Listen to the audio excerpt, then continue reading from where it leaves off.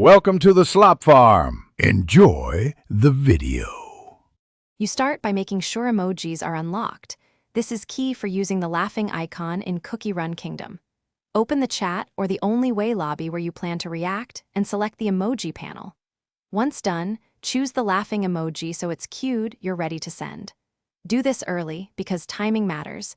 You want the laugh to land right after a clutch play or a taunt occurs. Keep your finger steady and watch the chat flow. You need to time the laugh to maximize its impact. Send it immediately after an opponent's mistake, or right after your team secures a decisive move. This creates clear context and avoids confusion. Once done, you can add a short text cue such as "only way" to clarify tone and intent. Make sure to avoid rapid repeats.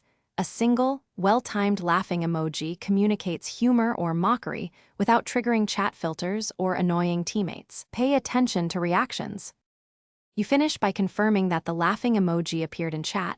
Look at the recent messages to verify delivery. If it didn't send, make sure chat filters aren't blocking emojis and that you have permission in guild or lobby chats. Once done, a quick relog or app update often resolves stubborn send failures. If problems persist, change channels or send a brief text alternative.